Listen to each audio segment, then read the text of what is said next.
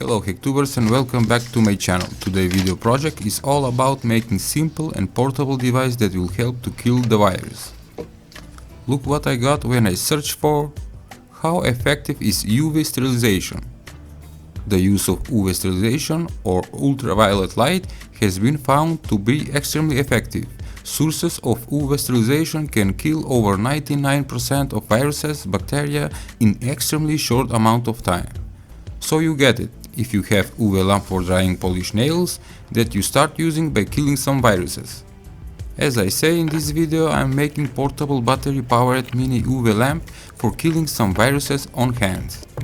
For making you need UV LEDs, I will use 8 pieces of UV LEDs, 50 ohm resistor for each LED, small power switch, battery holder and LiPo battery 3.7 volts. Enjoying watching how I made this gadget that is super useful right now for situation about coronavirus. Don't forget to subscribe and share the video.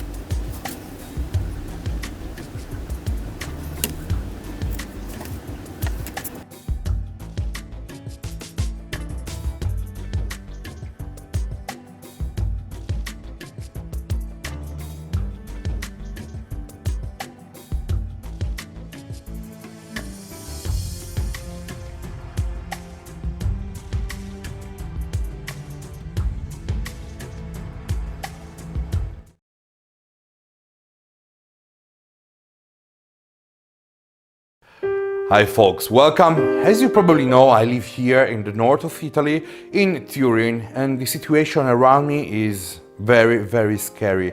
I'm so scared about coronavirus right now that I start to psychosomatic effects. All the news I listen in television, every time I listen a doctor talking about the symptoms of coronavirus, I start to feel them on myself and then they go away.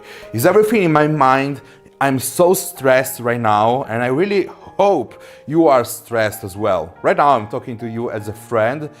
Take it very seriously. Even if in your state there aren't so many cases about coronavirus, take it seriously.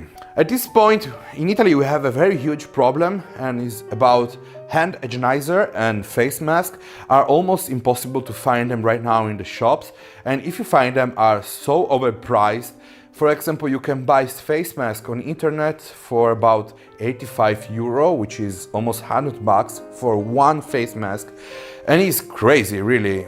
Unfortunately, police are hunting for people that are overpricing these items, and you also risk to go in jail if you overprice these very important things. At this point, I order on internet 15 of this face mask. I'm waiting, they ship it at home. And right now I was thinking about a method to make a face mask so effective that can kill virus. So I will call it a high-tech mask, and I really need also your help and your suggestion about this project. So everything will start with a plexiglass tube that costs only $5. So let's get started with the tutorial. I decided to use a transparent pipe. This is plexiglass, so you can see better all the procedure of this project. This measures 5 by 60 centimeters. With a marker I can mark the middle part, and on both sides at 9 centimeters apart I can mark 2 dots. On these dots I can drill using a drill bit 2 holes. These holes will be used to mount a rubber band so that I can keep the mask on my face. But later on you will understand better what I'm talking about. The idea is to bend the plexiglass pipe using a heat gun. Luckily for me, this isn't the first project I'm doing with plexiglass, so I'm pretty sure that once I try to bend it, it will be squished here in the middle and the airflow will be too much restricted and will not work anymore. So the solution to avoid the restriction of the plexiglass is to take some foam. This is a pillow from a chair. Fold it around, make like a sausage, and put it in the middle part of the tube. This will solve the problem of the squishing of the pipe, and airflow will be not stopped. Let's take now a head from the mannequin and secure it here on my workbench so that it is much heavier and I can work on it. I can heat up evenly with my heat gun all the pipe. This took some time, it took me around 8 minutes to heat it up evenly, and now I'm making sure to put it in the right position, exactly on the nose and on the mouth of the mannequin. I can press securely the plexiglass pipe on the face. The face of the mannequin is a bit small compared to my head. I'm a very big man.